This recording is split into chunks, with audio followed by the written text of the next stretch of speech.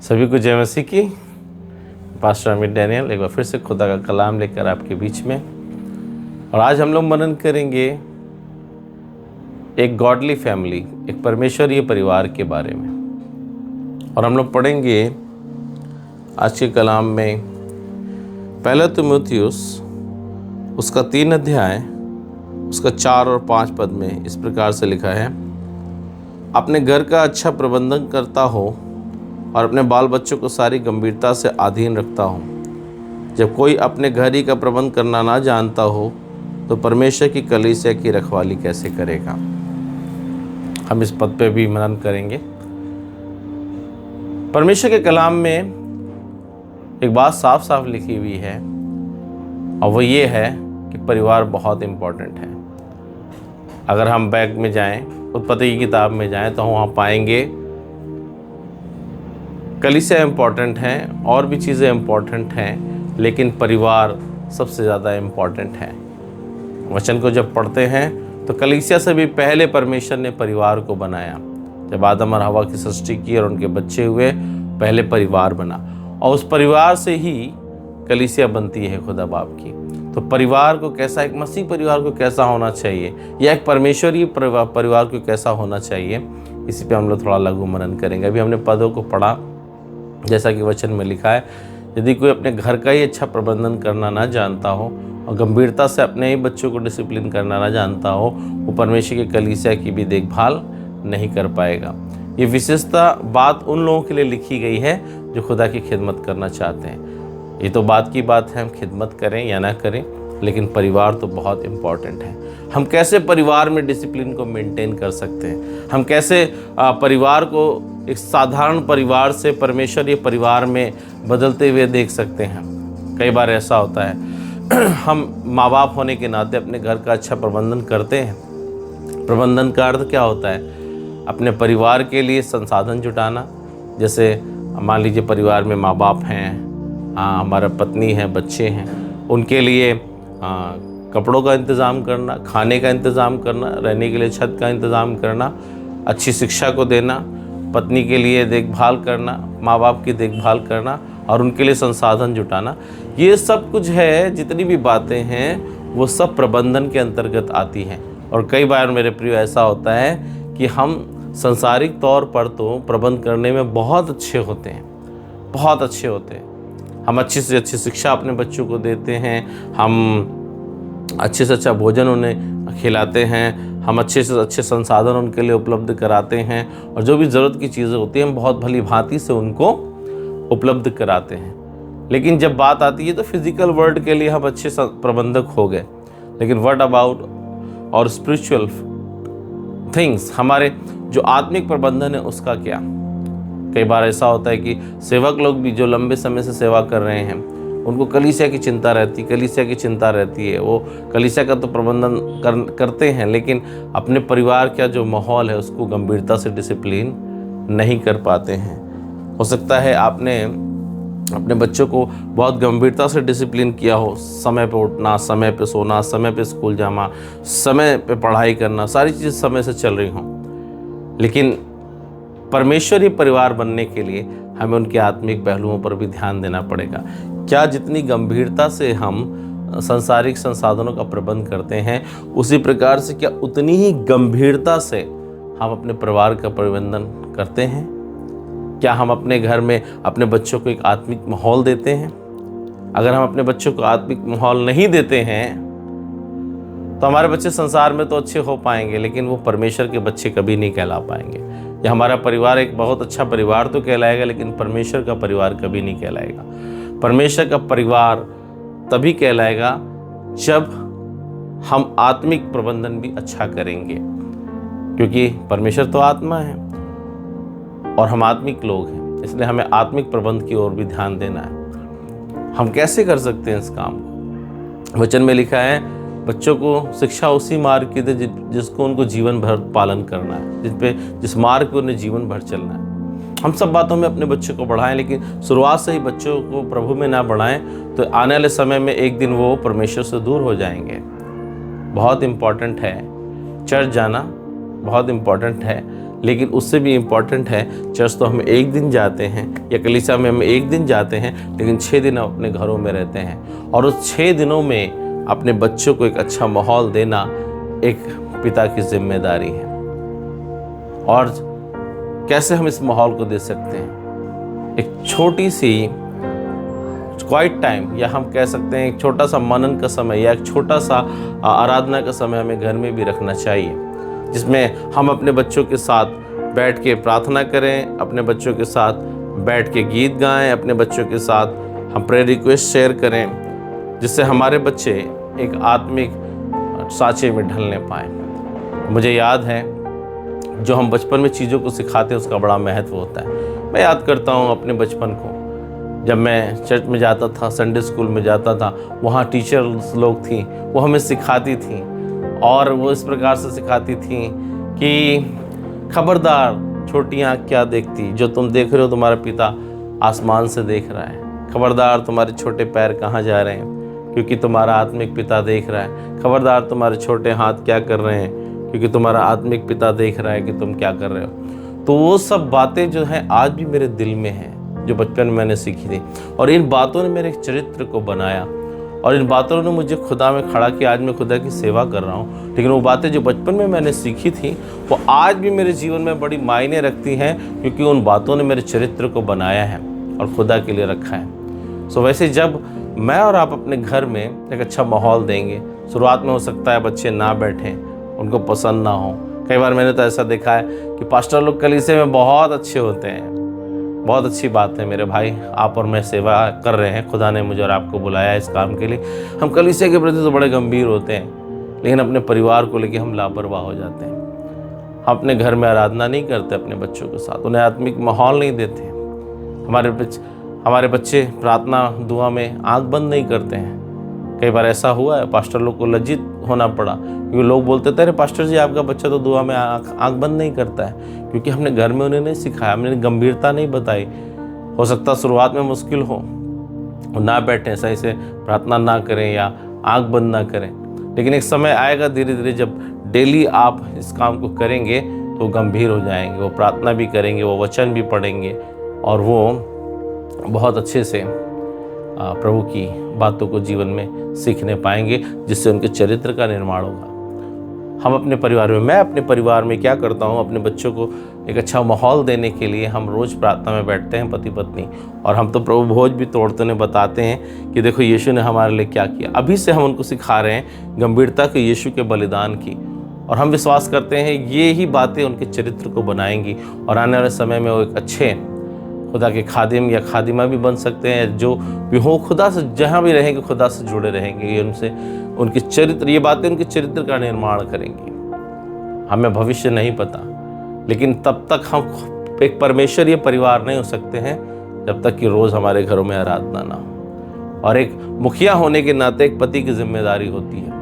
अब आप बहन कहेंगे मेरा तो पति प्रभु में नहीं, हाँ मुश्किल होगा, लेकिन आप प्रार्थना करें कि आपके घर में ये माहौल मिलने पाए, तब आप परमेश्वरीय परिवार होंगे। बहुत से परिवार में बहुत सारे उतार चढ़ाव जाते हैं, सबके पास अलग अलग चैलेंजेस हैं, लेकिन उन चैलेंजेस को प्रार्थना के द्वारा हम खुदा के पास लाएं। परमेश्वर हमारे घर का माहौल ऐसा आत्मिक माहौल हो जाए, मेरे घर में सब प्रभु तेरे विश्वास में आगे बढ़ने पाए, ताकि हमारा परिवार भी एक परमेश्वरीय परिवार होने पाए। और जब एक परिवार परमेश्वरीय परिवार हो जाता है, वो बहुत मूल्यवान परिवार हो जाता है, और वो परिवार जो है परमेश्वर की खिदमत के लिए इस्तेमाल होता है। हमें नहीं पता भविष्य में परमेश्वर किस प्रकार की सेवकाएं हमारे और आपसे लेने वाले हैं, मगर इतना ज़रूर पता है यदि हम अपने परिवार पर ध्यान नहीं देंगे तो हम उसकी खिदमत के योग्य कभी नहीं होंगे। इसलिए मेरी प्रार्थना इस छोटे से मनन के द्वारा कि जैसे हम गंभीर है दुनिया की तमाम बातों में, पढ़ाई को लेकर, हर चीज़ को लेकर, वैसे ही हम गंभीर हो खुदा की बातों को सिखाने के लिए भी अपने बच्चों को। नहीं तो पता क्या होता है, कई बार ऐसा होता है मेरे भाई मेरे बहन, हमारे लिए सेवकाई बहुत ज़्यादा इम्पॉर्टेंट हो जाती है परमेश्वर के सेवक होने के नाते, कलीसिया बहुत ज़्यादा इम्पॉर्टेंट हो जाती है, और हम अपने घर में ध्यान नहीं दे पाते हैं, तो हमारा घराना एली का घराना बन जाता है। एली के बच्चे उसकी नहीं सुनते थे, और वचन बताता यदि हम अपने बच्चों को डिसिप्लिन नहीं कर पाएंगे तो कलीसिया में भी जो लोग परमेश्वर ने मुझे और आपको दिए वो एक बच्चे के समान ही, जो हमारे आत्मिक बच्चे हैं, एक समय आएगा वो भी हमारा अनादर करने लगेंगे। जब वो डिसिप्लिन देखेंगे हमारे घरों में डिसिप्लिन नहीं है, हमारे बच्चे आत्मिक नहीं हैं, तो हम उन्हें भी डिसिप्लिन नहीं कर पाएंगे। अगर आप में खिदमत करना चाहते हैं तो खिदमत घर से शुरू होती है। और इसीलिए जब हम परमेश्वर के परिवार बन जाते हैं तो खुदा की खिदमत करने के योग्य हो जाते हैं और खुदा में बहुत ऊंचाइयों पर उठाएगा। परिवार बहुत, याद रखिए, कलीसिया इम्पॉर्टेंट है लेकिन परिवार उससे भी ज़्यादा इम्पॉर्टेंट है। क्यों? क्योंकि कलीसिया से पहले परिवार बनाया परमेश्वर ने, इतना इम्पॉर्टेंट है। और उस परिवार को लेकर परमेश्वर ने कलीसिया का निर्माण किया। वो कलीसिया क्या ही सुहावनी कलीसिया हो जाए जहाँ सारे परिवार परमेश्वरी परिवार और आत्मिक डिसिप्लिन में बढ़ने वाले परिवार हो जाए, जो वास्तव में परमेश्वर का परिवार हो जाए। और जब वास्तव में परमेश्वर का परिवार हो जाएंगे, परमेश्वर उनसे अपनी खिदमतें लेना शुरू कर देगा। और हर एक को परमेश्वर ने अपने विशेष उद्देश्य के लिए बनाया है। जो हमारा परिवार कर सकता है, जो हम कर सकते हैं, वो कोई दूसरा नहीं कर सकता। हमारे फिंगरप्रिंट्स नहीं मिलते हैं, हमारे डेंटल प्रिंट्स नहीं मिलते हैं, हमारे आइरिस के प्रिंट्स नहीं मिलते हैं। We are uniquely created by a unique God. अद्भुत रीति से मुझे और आपको परमेश्वर ने, उस अद्भुत परमेश्वर ने बनाया है। जो हम कर सकते हैं, हमारा परिवार कर सकता है, खुदा के लिए वो कोई दूसरा नहीं कर सकता। नहीं तो आप सोच के देखिए ना, बिल ग्राहम की एक करोड़ कॉपी बना के संसार में परमेश्वर भेज दे, बहुत जल्दी से समाज में पहुंचेगा कि नहीं पहुंचेगा? लेकिन परमेश्वर फोटोकॉपी करने वाला, डुप्लीकेसी करने वाला परमेश्वर नहीं है। परमेश्वर ओरिजिनल है। और मुझे और आपको परमेश्वर ने यूनिक बनाया, एक विशेष उद्देश्य के लिए बनाया। जब तक हम गॉडली परिवार, परमेश्वरी इच्छा के अनुसार एक आत्मिक परिवार में हमारा परिवार नहीं ढलेगा, हम खुदा के लिए वो कभी नहीं कर पाएंगे जिस विशेष उद्देश्य के लिए मुझे और आपको परमेश्वर ने बनाया है। मेरी आज ये प्रार्थना है, खुदावंद आपको अपने घर का एक आत्मिक अच्छा प्रबंधक बनाए। और जब आपका परिवार एक आत्मिक अच्छे प्रबंध में आगे बढ़ेगा, वो परिवार इस धरती पर क्या कर सकता है, मैं और आप कल्पना भी नहीं कर सकते। हमारी सोच और विचार से परे परमेश्वर हमारे परिवार को इस्तेमाल कर सकता है। बड़े बड़े खादी में अगर हम उनकी गवाहियों को सुनेंगे तो उन्होंने अपने परिवार में आत्मिक माहौल भी दिया। दुनिया की चीज़ें तो हम देते हैं, लेकिन हम आत्मिक चीज़ों में पिछड़ जाएंगे तो एक दिन वो परिवार बिखर जाएगा। लेकिन जब एक परिवार खुदा की आत्मा और रूह में बढ़ता है तो वो परिवार आगे चल के वो डैनियल का घराना कहलाता है, वो यीशु का घराना कहलाता है और खुदा की खिदमत को गंभीरता से करने पाता है। मेरी बहन, अगर आपकी इच्छा है खुदा की खिदमत करे आपका घराना, तो वो माहौल देना पड़ेगा। माहौल होता नहीं है, बनाया जाता है, उसमें समय लगता है।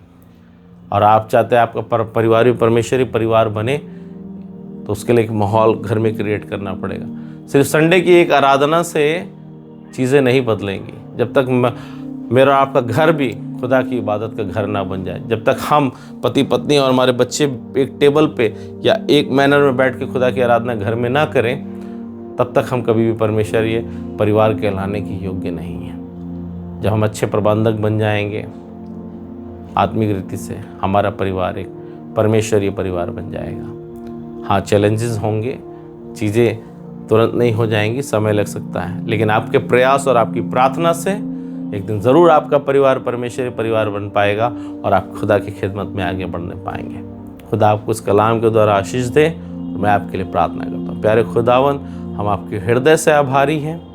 जितने भी सुनने वाले लोग हैं प्रभु, तेरे कलाम में लिखा है कि तेरी इच्छा है कि हमारा परिवार जो परमेश्वरी परिवार होने पाए, और वो तब होगा प्रभु जब हम स्वर्गीय बातों को अपने अंदर ले लेंगे। हमारे घरों में आत्मिक डिसिप्लिन होगा प्रभु, जब हमारे घरों में वचन को महत्व मिलेगा। हमारे बच्चे हमारे साथ प्रार्थना करना सीख जाएंगे, जब हमारे बच्चे हमारे साथ वचन को पढ़ना सीख जाएंगे, जब हमारे बच्चे हमारे साथ गीत गाने को सीख जाएंगे और खुदा की बातों में उन्हें आनंद आएगा, और जब उन्हें खुदा के नज़दीक रहना भाएगा और हम सब एक साथ खुदा में आगे बढ़ेंगे, और जब हम एक साथ खुदा के चरणों में बैठेंगे और जब हम एक साथ खुदा की उपस्थिति में उसको महिमा देंगे, तब हमारा परिवार जो है वो आत्मिक रूप से सही मायनों में वो परिवार बन जाएगा जो खुदावंत का परिवार होता है। और जो शैतान उन जिनसे कांपता है और वो जो खुदा के उद्देश्य को पूरा करते हैं, वैसा परिवार मेरा और आपका परिवार हो जाएगा परमेश्वर। इसलिए हम प्रार्थना करते हैं, हम सबको बुद्धि दे, सामर्थ्य दे प्रभु जी, और अपनी आत्मा से भर खुदावन। हमारा एक एक विश्वासियों का परिवार प्रभु जी वो परमेश्वरीय परिवार बन जाए। जितने भी लोग इस संदेश को सुन रहे प्रभु जी, उनका परिवार परमेश्वरीय परिवार बन जाए और तेरे उद्देश्य को पूरा करे प्रभु जी, जो आपने